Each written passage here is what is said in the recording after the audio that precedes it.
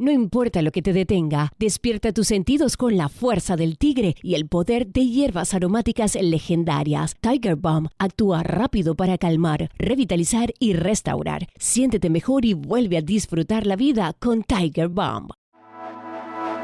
Ser podcast. Son las 8, las 7 en Canarias. En la cadena Ser, Hora 25. Pablo Tallón. Y este es el sonido que se repite a esta hora en varias ciudades de Colombia. Es el sonido de los bomberos, los voluntarios, pidiendo silencio para escuchar las posibles víctimas bajo los escombros después del terremoto de magnitud 7,4 que sacudió ayer el país. Hay ya más de 180 muertos, según el presidente de la Espriella, en un balance todavía provisional. Hay miles de heridos, casi 200 desaparecidos y en la última actualización contaban por centenares los edificios afectados. Última hora, Victoria García, buenas tardes. Buenas tardes, Pablo. A esta hora continúan las réplicas del terremoto, la última hace unos minutos en San José del Palmar, de casi 5 grados.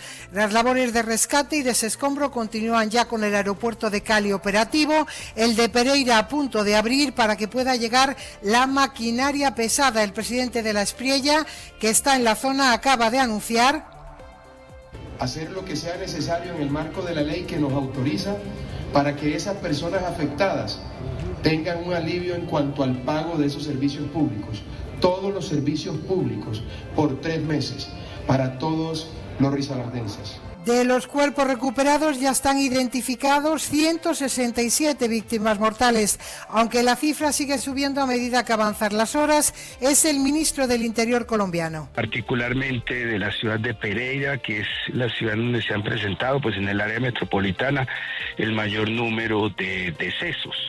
Es aquí en donde realmente se ha presentado la situación más catastrófica y ya estamos contando con casi 300 personas que han llegado de todo el país, especialistas, son los USAR en atención de desastres y en buscar a sobrevivientes, particularmente porque hasta anoche se reportaban 57 personas atrapadas. Según ha informado el Ministerio de Asuntos Exteriores español, hay 164 españoles con los que no se ha podido contactar en Colombia, donde hay una población residente de 60.000. Gracias, Vicky. Ahora lo ampliamos, ahora vamos sobre el terreno, pero antes... Estamos en la previa del eclipse, ya lo saben, toca mirar al cielo, vamos a buscar la previsión para las próximas horas. Nuria Seró, buenas tardes. Hola, muy buenas tardes. Hoy los 40 grados se han alcanzado en Andalucía. Mañana los veremos en más termómetros. Los 40 se podrán alcanzar tanto en Badajoz, Logroño, Pamplona, Ciudad Real, Toledo, Zaragoza. Temperaturas más altas que las de hoy. Incluso subirán un poquito más el jueves y el alivio térmico llegará el fin de semana. Mañana tendremos una primera mitad de la jornada tranquila, con pocas nubes, y por la tarde tendremos chaparrones que podrán ser fuertes una vez más, tanto en los Pirineos como también en las Béticas. Y la gran pregunta, ¿se va a poder ver el eclipse? La verdad es que en el área cantábrica tendremos algunas nubes, en general de tipo bajo, y tendremos también nubes frutos de las tormentas, especialmente en la Ibérica y también en los Pirineos, incluso en las Béticas. Ya hay media hora, 25 deportes. Tony López, ¿qué tal? ¿Qué tal, Pablo? Muy buenas. En poco más de 24 horas se disputa el primer título de la temporada, la Supercopa de Europa en Salzburgo, entre el Paris Saint-Germain de Luis Enrique y el Aston Villa de Unai Emery. Luis Enrique, por cierto, no ha querido hablar hoy sobre la posible llegada del barcelonista Ferran Torres. Y la noticia en España es en segunda división. Noticia extraña, esta tarde el Cádiz ha rescindido al entrenador Imanol Idiáquez. A 4 días de empezar la temporada llega al banquillo gaditano Albert Celades. Pues ahora lo comentamos. Gracias, Tony. Chao. Arranca hora 25. Se destruyó totalmente las casas. Esto es una pérdida total. Se queda uno sin palabras, qué pena. El corazón se llena de tristeza por la pobre gente, por las cosas materiales, bueno, son muy importantes y todo, pero obviamente los heridos, los muertos, ya sé que hay muertos ahí. Bueno, esta es la declaración. Ha pasado un día desde que la tierra temblara en el eje cafetero de Colombia. Los vecinos de Cali, de Pereira, de Manizales, de otras tantas poblaciones hacen balance de daños mientras los bomberos tratan de rescatar a gente de entre los escombros. Yo ayer iba hacia Medellín y pasamos por Pereira y la verdad en Pereira sí fue muy, muy triste. Casas dañadas, carros les cayeron las paredes encima, murieron personas. Por ejemplo, anoche que llegué, venía yo a las a la 1:30, 2 de la mañana pasando por Pereira y había gente durmiendo en las calles porque... Bueno, esto contaba la SER Daniel Villegas, taxista en una de las zonas más afectadas. La ciudad de Pereira y sus alrededores se han llevado la peor parte y allí acaba de estar el presidente colombiano Abelardo de la Espriella. Así que ahí nos vamos. Caracol Radio, Sebastián Grajales, ¿cuál es la situación ahora mismo? Pablo, un abrazo para usted, por supuesto para todos los oyentes. Efectivamente, ya el presidente de la República, Abelardo de la Espriella, hace presencia en la ciudad de Pereira, en esta zona en donde ha visitado con el gobernador de Risaralda y el alcalde de Pereira, al igual que el alcalde de Dos Quebradas, algunos de los sectores más complejos en tema de infraestructura, zonas que han colapsado y que ya dejan, para el caso del departamento de Risaralda, cerca de 80 personas fallecidas. Es el reporte oficial que se ha entregado luego del puesto de mando unificado.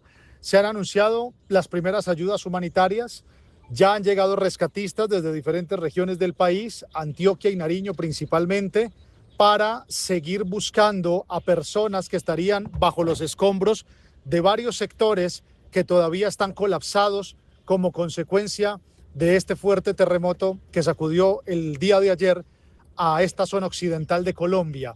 Es el reporte actualizado, lo que se está haciendo. Siguen las labores de rescate, siguen más de 35 personas reportadas como desaparecidas y ya se han confirmado por parte de Medicina Legal la identidad de 14 ciudadanos que perdieron la vida en medio de esta tragedia que estamos viviendo aquí en el departamento de Risaralda. Y otra de las ciudades que concentra buena parte de los fallecidos es Cali, la tercera en población de Colombia y uno de los centros financieros del país. Allí se ha vivido uno de los momentos del día con el rescate de un bebé entre los escombros. ¡Ojo con esta pared, muchachos! Y lo decía antes Vicky, a lo largo de la tarde ha habido varias réplicas en Cali, han tenido incluso que desalojar a los rescatistas por el peligro de esos nuevos temblores, que aunque es verdad que no son muy fuertes, sí ponen en tensión a la ciudadanía y a los equipos de emergencia. El tercer punto de atención es la ciudad de Manizales, hacia donde se dirige ahora mismo de la Espriella, el presidente, y también vamos ahí a buscar la última hora con nuestro compañero de Caracol Radio, Cristian Quintero. Buenas tardes, Cristian. Hola, buenas tardes, Pablo. Cordial saludo para todos aquí en Hora 25. Yo los saludo desde la ciudad de Manizales, capital del departamento de Caldas, ciudad que ha resultado afectada por este terremoto de 7,4 grados presentado en la jornada de ayer. A esta hora estamos ubicados a las afueras del puesto de mando unificado, donde se espera que en pocos minutos llegue el presidente de la República, Abelardo de la Espriella, quien viene proveniente de la ciudad de Pereira y quien además ya visitó el departamento del Chocó, epicentro de este movimiento telúrico que sacudió el occidente colombiano. Entre tanto, las cifras de fallecidos aquí en Manizales van 6, 5 en Manizales y 1 en Villa María, municipio vecino perteneciente al área metropolitana. Entre tanto, autoridades departamentales y nacionales intentan despejar la carretera que conduce de Manizales hacia Bogotá, hacia la capital del país, debido a varios derrumbes que bloquean el paso entre el occidente y el centro de Colombia. Gracias, Cristian. Y el gobierno español ha informado hoy de que hay 164 españoles no localizados tras el terremoto. José Manuel Álvarez, ministro de Exteriores. En estos momentos hay 164 españoles en paradero desconocido porque no hemos podido hacer contacto con ellos. Pero yo hago un llamamiento a todos los españoles o a familiares de españoles que sepan que están en Colombia y que todavía no hayan entrado en contacto con la embajada y con el consulado, que se pongan en contacto con nosotros. Álvarez que asegura que, eso sí, de momento no tienen constancia de españoles fallecidos tras este seísmo. Y hablando de Álvarez, el gobierno asegura que hasta la última persona que entró en Ceuta el pasado 30 de julio va a ser devuelta a Marruecos. Esto ha dicho hoy el ministro de Exteriores, que ha visitado por primera vez la ciudad autónoma. El ministro ha elevado el tono contra las personas migrantes, advirtiendo de que no traten de cruzar la frontera. Todo esto mientras vuelve a evitar cualquier crítica a Rabat. Nicolás Castellano, buenas tardes. ¿Qué tal, Pablo? Buenas tardes. Sí, Álvarez sigue sin pronunciar ni un solo reproche a Marruecos y continúa centrando sus críticas en las supuestas mafias que estarían, según él, detrás del cruce histórico del 30J. Pero ha elevado más el tono, como dices, para asegurar que España y Marruecos trabajan para expulsar a todas y cada una de las personas que entraron irregularmente. Que quien entre irregularmente en Ceuta o en Melilla sepa, porque España y Marruecos trabajamos conjuntamente para ellos, que van a ser devueltos, que no van a poder alcanzar ni la península, ni el continente europeo, ni quedarse indefinidamente. Un mensaje que ha recibido con entusiasmo el presidente de la ciudad autónoma, que como todo el mundo entiende, que igual que el ministro, dice que incluye en su mensaje de devolución tanto a los menores como a los solicitantes de asilo. La mejor manera de cortarla es que todo el mundo pierda la expectativa de que viniendo a Ceuta se soluciona lo que pretende. Ni papeles ni asilo. La única solución, el retorno a Marruecos. Esto lo a preguntas de la SER, fuentes de exteriores se remiten a las palabras literales del ministro, que también añadía que tenemos una legislación por cumplir. Las ONG ya rechazan, Pablo, el mensaje de Álvarez y le recuerdan la prohibición que establece nuestra ley de expulsar a personas con necesidad de protección internacional y también la de los menores sin las garantías y respetando el interés superior de cada niño. Gracias, Nico. Lo ampliamos a las 10. Esta entrada masiva en Ceuta ha disparado los mensajes de odio en redes sociales, mensajes que tienen como objetivo, se lo pueden imaginar, las personas migrantes. Este tipo de mensajes se multiplicaron por 6 durante esta crisis, pero es que además hoy hemos sabido que la Unión Europea y las gigantes de las redes, es decir, Meta, TikTok, se han unido para intentar frenar esta oleada de desinformación, en este caso sobre Ceuta. Marina Fernández. Los mensajes de odio detectados por el sistema Faro, de monitorización en tiempo real, pasaron de 1.800 el día antes de la entrada a 6.500 el día después. Se multiplicaron exponencialmente. En total, desde el 30 de julio hasta el 9 de agosto, se han detectado 35.500 mensajes de odio en Facebook, Instagram, TikTok, YouTube y X. En solo 11 días se ha rozado la cifra de todo el mes de junio, que es el último con datos totales.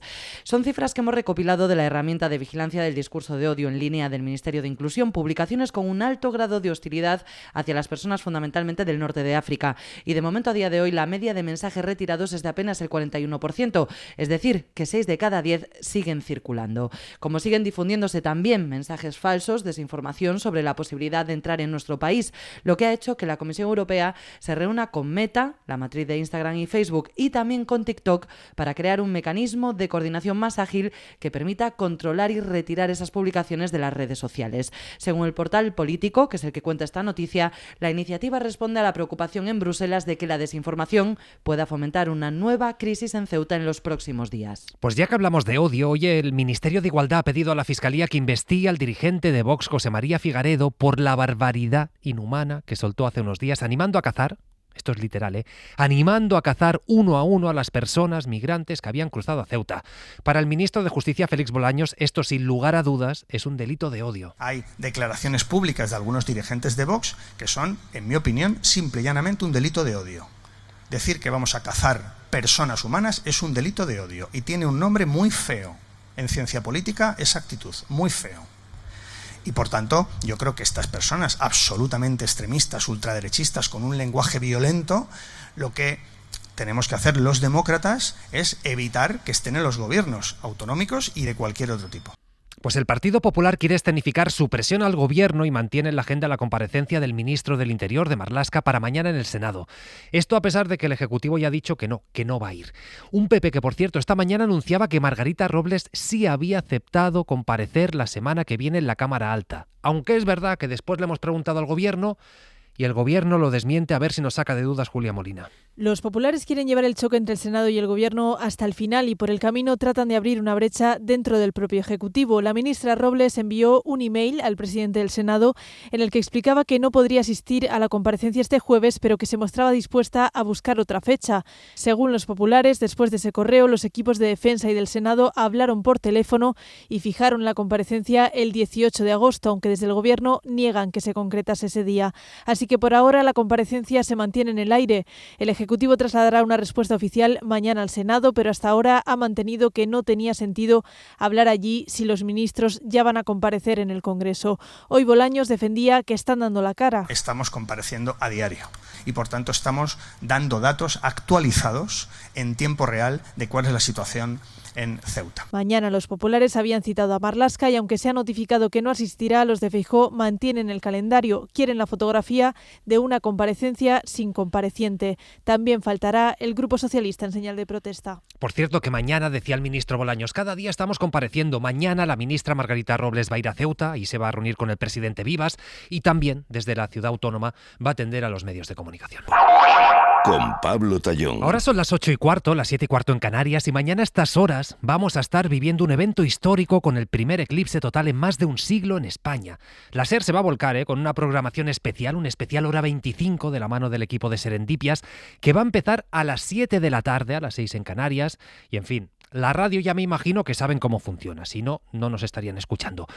Nos encantaría acompañarles en este día, pero si todavía tienen dudas de lo que es el eclipse en sí, de qué va a pasar, de qué hay que hacer con las gafas, nos las aclaran Laura Gutiérrez, Marina Fernández y Fernando Tormo. ¿A qué hora podré verlo? Depende del lugar en el que estemos, igual que la salida o la puesta de sol cada día. En A Coruña el eclipse va a empezar sobre las 7:31, en Burgos hay 33 y en Palma de Mallorca hay 38. Durará unas 2 horas y la fase de totalidad en el Ecuador 1 minuto largo, dependiendo de nuevo de dónde estemos. ¿Cuál es el mejor sitio? Un punto elevado si es posible y con la vista del horizonte despejada hacia el oeste. ¿Exactamente qué es lo que voy a ver? La luna empezará a morder el sol por su esquina inferior derecha. Cuando esté a punto de taparlo por completo, veremos el conocido como anillo de diamantes, una línea de brillo muy fina, redondeada con un único punto fulgurante en un extremo, y después, instantes antes de la totalidad, las perlas de Bailey, las últimas cuentas de luz que se cuelan por el relieve irregular de la luna que forman sus cráteres y valles. De ahí a la totalidad, el auténtico espectáculo, la luna tapando completamente el sol y haciendo visible lo invisible, la corona solar.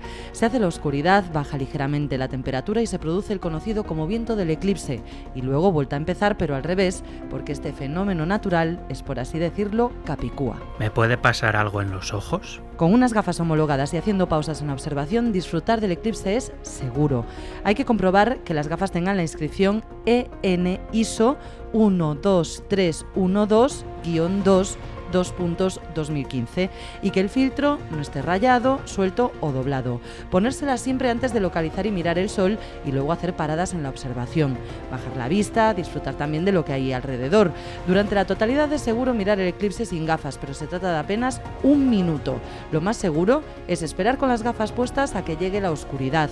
Podemos quitárnoslas, observar el espectáculo durante unos segundos nada más y volver a colocarnos las gafas para tenerlas puestas mucho antes de que los primeros rayos de sol vuelvan a salir tras la luna. ¿Va a haber mucho lío en la carretera? Pues sí, va a haber lío en las carreteras, entre 2 y 3 millones de desplazamientos adicionales hacia esas zonas de la franja donde mejor se va a ver el eclipse. Por ese motivo es muy importante planificar la ruta, estar atento a los luminosos de la carretera, a las indicaciones que se puedan dar a los conductores y a todo el dispositivo de la Guardia Civil de Tráfico que se va a desplegar en las vías donde se esperan más aglomeraciones y más desplazamientos. ¿Puedo parar en cualquier sitio para verlo? En teoría no. Si eres un conductor, si vas en coche, es casi de sentido común, pero la DGT lleva recordando estos días que no se hagan fotos al volante y que no se paren el arcén para inmortalizar el momento. Y a todos los que vayan a ver el eclipse o que tengan intención de hacerlo en una zona natural, Protección Civil pide que se acerquen solo a los puntos habilitados por su seguridad y por la seguridad del entorno. Son 389 puntos de observación repartidos en toda esa franja. Habrá, no obstante, vigilancia también en esas otras zonas que han sido excluidas y que en muchos casos van a estar cerradas a cal y canto, como es el caso de los parques naturales de la Comunidad Valenciana.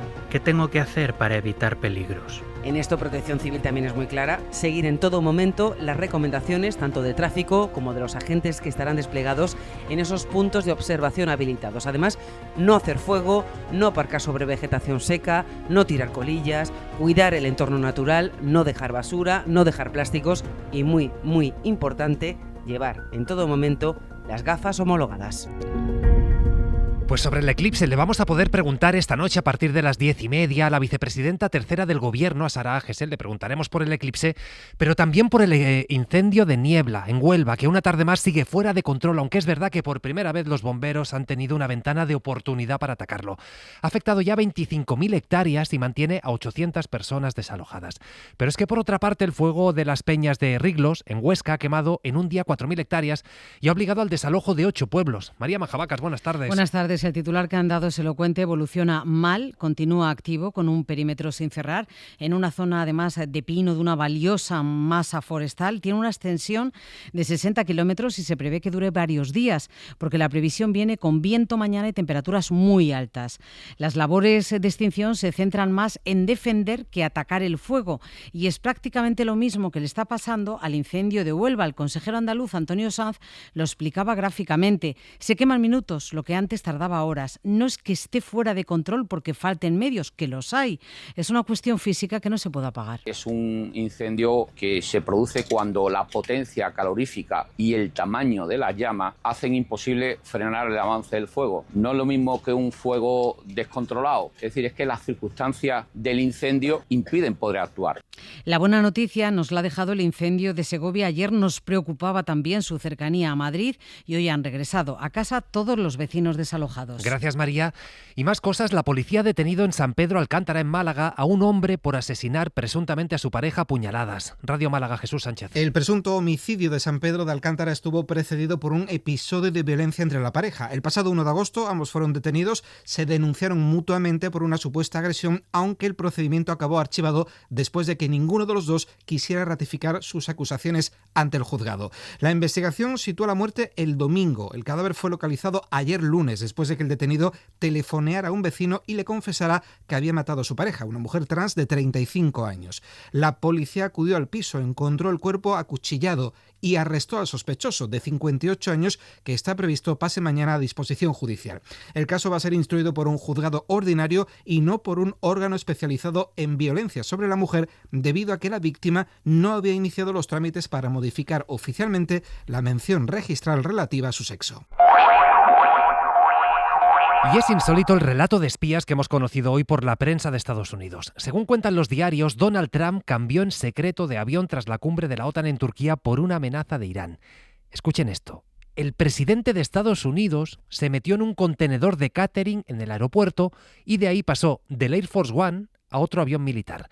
Ahora bien, lo más grave es que el avión presidencial despegó, lo hizo con personal de la Casa Blanca, lo hizo con periodistas y la idea era que actuara como señuelo, Laura Moreno. La noche de antes a que el presidente estadounidense abandonase Ankara, la ciudad en la que se celebró la cumbre de la OTAN, los servicios de espionaje detectaron una amenaza real contra el presidente por parte de Irán y diseñaron un plan para combatirla. Trump anunció que viajaría de vuelta a los Estados Unidos a bordo del Air Force One. Subió al avión junto al resto de la delegación y periodistas, pero fue trasladado a otro avión militar dentro de un contenedor de catering. Las dos aeronaves volaron a un aeropuerto seguro de Reino Unido y allí el presidente regresó al Air Force One. Bajó las escaleras pretendiendo haber realizado el viaje en ese avión y la Casa Blanca se mantiene en su versión de que el presidente abandonó Ankara en dicha aeronave. Los periodistas que volaron en este avión no sabían que estaban actuando como señuelo. El mandatario, al ser preguntado si existía alguna amenaza creíble contra la aeronave, respondió: «Tengo una amenaza todo el tiempo, soy el número 1 de su lista». Por cierto, si les gustan las historias de espías, ya que estamos hablando de espionajes, a partir de las 9, aquí en Hora 25, hoy les ofrecemos una conversación con Liana Romero. Ella está considerada una de las espías más jóvenes de la Segunda Guerra Mundial. Su madre era la reina de corazones, fue una triple espía que traicionó a los nazis. Ella lo vivió todo en primera persona, casi como una tapadera, y nos lo ha contado, no se lo pierdan. Pero volviendo a Trump, que ya ha conseguido 10 clientes para su suscripción premium a su red social. Hablamos de personas que pagarán entre $60.000 y $100.000 por el acceso anticipado a sus mensajes incendiarios. Y en Siria, un tribunal ha condenado a pena de muerte al exdictador Bashar al-Assad, que está exiliado en Moscú desde la caída del régimen en el año 2024. Nos lo cuenta Miguel Galindo. Le condenan por varios delitos, incluidos crímenes de lesa humanidad. Es la primera sentencia pública contra el dictador que gobernó Siria durante más de 2 décadas, hasta que fue derrocado en diciembre de 2024. También han sido condenados a muerte 8 personas más, incluido el hermano de al-Assad, Maher al-Assad, y su primo Atef Nayib. El tribunal ha declarado culpable a Bashar del delito grave de asesinato premeditado e intencional de más de una persona y de niños, así como del delito grave de tortura y detención arbitraria y de cometer crímenes de lesa humanidad. Durante el conflicto bélico en Siria murieron unas 500.000 personas y otros 14 millones, la mitad de la población, llegaron a convertirse en refugiados o desplazados. El juicio, que se inició el pasado mes de abril, es el primero del periodo de justicia transicional en Siria y el primer procesamiento público de un exalto funcionario de seguridad por la represión del año 2011. Pues gracias, Miguel Galindo. Con esta información vamos a llegar, ya lo saben, al minuto 25 de Hora 25.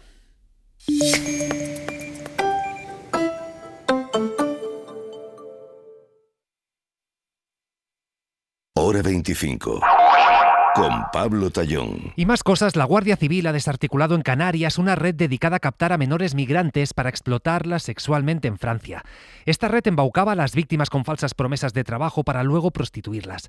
En este caso ha sido clave para las detenciones que una de las niñas de solo 16 años escapara hace unos meses con su bebé. Canarias, Santiago Moreno. A partir del relato de esa menor que logró regresar a España desde Francia, la Guardia Civil detectó casos similares con un patrón común: menores que abandonaban el centro sin su documentación y aparecían vinculadas a vuelos con destino a distintos puntos de la península. Bajo esa falsa apariencia de ayuda, la red criminal ofrecía a las niñas documentación falsa y organizaban los desplazamientos. Cada miembro de esa red asumía un rol: unos se encargaban de captar a las niñas, otros gestionaban la documentación, billetes de avión y otros acompañaban a las víctimas hasta el aeropuerto y asegurándose que embarcaban en el vuelo. Esta operación permitió liberar a 2 niñas y evitar la fuga de otras 4. Se realizaron además 5 registros en distintos puntos de la isla, procediéndose a la detención de 5 personas, una de ellas menor de edad. Y en Zamora esta tarde han quedado en libertad los padres de una bebé de 3 meses que ha muerto en el domicilio familiar.